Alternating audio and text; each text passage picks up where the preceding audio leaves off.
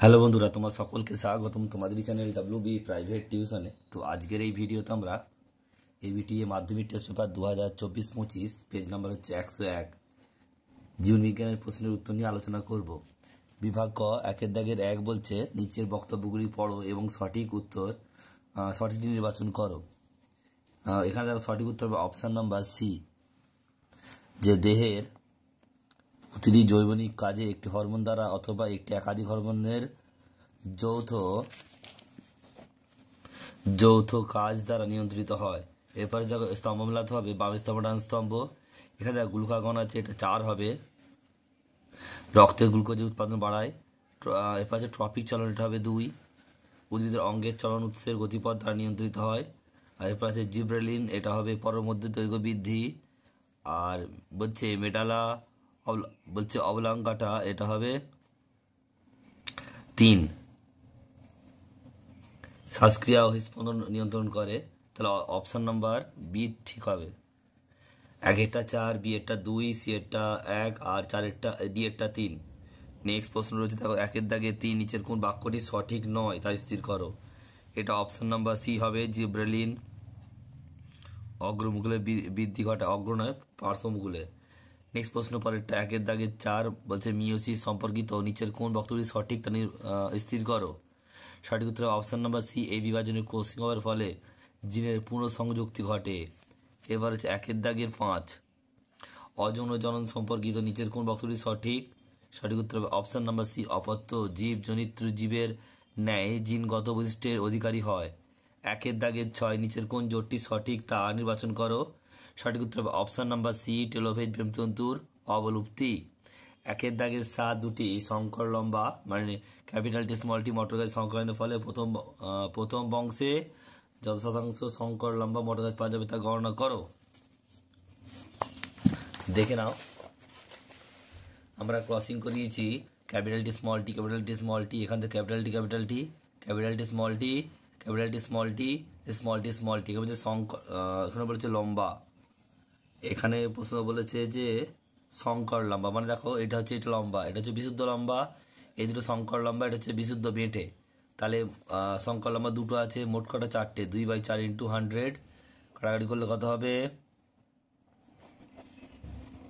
50%। উত্তর হয় 50%।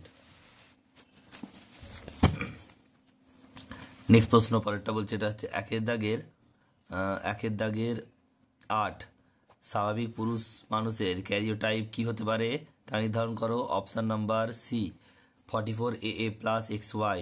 নেক্সট প্রশ্ন 1 দাগের 9 পাখির ডানা প্রজাপতির ডানা কি ধরনের অঙ্গ স্থির করে। এটা হবে সমবৃত্তীয় অঙ্গ।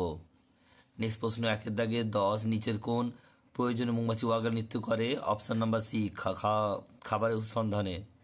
1 দাগের 11 নিচের কোন অণুজীবটি নাইট্রোজেন স্থিতিকরণের সংশ্লিষ্ট নয় বলেছে। সিউডোমোনাস। Option number B. এরপর 1 দাগের 12 অ্যালগাল ব্লুম যে পরিস্থিতিতে ঘটে, এটা হবে ইউট্রিফিকেশন। Option number D. সদস্য সম্পর্কিত নিচের কোন ফলাফলটি সঠিক নয়।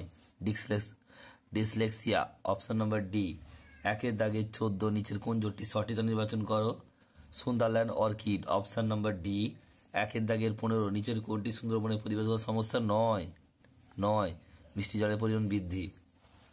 নেক্সট প্রশ্ন পরেরটা বলছে, এরপর দেখো যে ডিম্বাশয়ের বলছে কর্পাস লুটিয়াম থেকে ড্যাশ হরমোন নিঃসৃত হয়। এটা হবে কি, এটা হবে প্রোজেস্টেরন। নেক্সট প্রশ্ন পরেরটা বলছে ড্যাশ দশায় আরএনএ ও প্রোটিন সংশ্লেষ হয়। এটা G1 বা G2 দশা, যে কোনো একটা লিখলেই হবে। নেক্সট প্রশ্ন পরেরটা বলছে উভলিঙ্গ ফুলের পুংকেশর অপসারণকে ড্যাশ বলে। ইমাসকুলেশন। নেক্সট প্রশ্ন পরেরটা বলছে নাইট্রিফাইং ব্যাকটেরিয়া উদাহরণ হলো ড্যাশ। উত্তর হবে কি নাইট্রোসোমোনাস। 1 দাগের 5 ড্যাশ সংরক্ষণের রাজ্য সরকার তত্ত্বাবধানে বিশেষ প্রজাতির বন্য প্রজাতি সংরক্ষণ করা হয়। এটা হবে অভয় অরণ্য। উত্তর হবে অভয় অরণ্য। নেক্সট প্রশ্ন পরেরটা বলছে 1 দাগের 6টা কয়লা খনিতে কর্মরত শ্রমিকদের মধ্যে বায়ু দূষণজনিত ড্যাশ নামক রোগ দেখা যায়। এটা হবে কি ব্রঙ্কাইটিস বা বলছে ব্ল্যাক লাং। পরের প্রশ্ন রয়েছে, দেখো স্তম্ভ মেলাতে হবে, সরি এটা সত্য মিথ্যা লিখতে হবে। এক একটা বলছে অক্সিন মূল কাণ্ড পাতাগ্রস্ত স্থায়ী কলার উৎপন্ন হয়, এটা ভুল। স্থায়ী কলা হবে না, ভাজক কলা হবে। নেক্সট প্রশ্ন 2 বলছে, সরি 8 অযৌন জননে গ্যামেট উৎপন্ন হয়, এটা ভুল হবে। যৌন জননে গ্যামেট উৎপন্ন হয়। এরপরে প্রশ্ন রয়েছে 9 হেটারো জায়গাস জীবে প্রচ্ছন্ন বৈশিষ্ট্য প্রকাশিত হয় না, ঠিক হবে। অনুকূল প্রকরণযুক্ত জীব জীবন সংগ্রামে জয়ী হয়, এটাও ঠিক হবে। অভঙ্গ দুঃসাহী জীব বিবর্ধনের জন্য দায়ী, এটাও ঠিক হবে। পূর্ব হিমালয় হটস্পটে তুষার চিত্র দেখা যায়, এটাও ঠিক হবে। এরপর স্তম্ভ মেলাতে হবে, দেখো লঘু মস্তিষ্ক, এটা হবে ডি অর্থাৎ দেহের ভারসাম্য রক্ষা করে। G1 দশা, এটা হবে এফ অর্থাৎ কি নন হিস্টোন প্রোটিন সংশ্লেষ। এরপর অটোজম বাহিত রোগ, এটা এ হবে থ্যালাসেমিয়া। রেটিয়া মিরাবিলিয়া, এটা বি হবে মাছের প্লাবতা বৃদ্ধি করে। গির অরণ্য, এটা সি হবে। গির অরণ্য, এটা সি হবে অর্থাৎ কি এশিয়াটিক সিংহ। পত্রজ মুকুল, এটা হবে ই অর্থাৎ পাথরকুচি।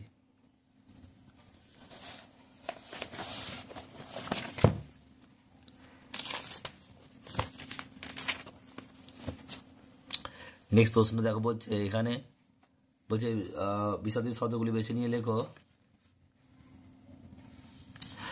বলছে অকিউলোমোটর ভেগাস, তারপর বলছে দেখো বলছে ফেসিয়াল ও বলছে গ্লসোফ্যাজিলিয়াল, এই 4টের মধ্যে বৈশাখ লিখতে হবে, এটা বলছে অকিউলোমোটর হবে, কারণ বাকিগুলো সব মিশ্র গ্রন্থি। নেক্সট প্রশ্ন পরেরটা বলছে দেখো, এটা হচ্ছে 20টা কোন হরমোনের প্রভাবে বৃক্কের নেফ্রন নালীতে জলের শোষণ বৃদ্ধি পায় এবং মূত্রের পরিমাণ কমে, এটা হবে এডিএইচ। 21 প্রশ্ন বলছে, 21টা বলছে নিচে সম্পর্ক জোর থেকে লিখতে হবে। বলছে পুনরুৎপাদন প্ল্যানেরিয়া ড্যাশ হাইড্রা, কি হবে এটা কোরকোদগম। নেক্সট প্রশ্ন পরেরটা বলছে, এটা হচ্ছে 22 কোন বংশগত রোগ রক্তঞ্চন ব্যাহত হয়, কোন বংশগত রোগে, এটা কি হবে হিমোফিলিয়া। নেক্সট প্রশ্ন পরেরটা বলছে, এটা হচ্ছে 23 বলছে ডারউইনের অভিব্যক্তি সংক্রান্ত মতবাদ এটি সিদ্ধান্তের নাম লেখো, কি হবে এটা হবে প্রাকৃতিক নির্বাচন। নেক্সট প্রশ্ন পরেরটা বলছে, এটা 24 3টি বিষয়ের মধ্যে একটি বিষয় অন্তর্গত, চিড়িয়াখানা XC2, বটানিক্যাল গার্ডেন আর ক্রায় সংরক্ষণ, সবগুলো হবে XC2। ফণিমনসার কাঁটা কোন অঙ্গে রূপান্তরিত হয়েছে, পাতা। আর জলাভূমির সংকোচন, বনভূমির হ্রাস, জীবাশ্ম জ্বালানির অতি ব্যবহারিক ঘটনাগুলি সম্পর্কিত কোন বিষয় নির্ধারণ করে, এটা হবে ক্রমবর্ধমান জনসংখ্যা বৃদ্ধি।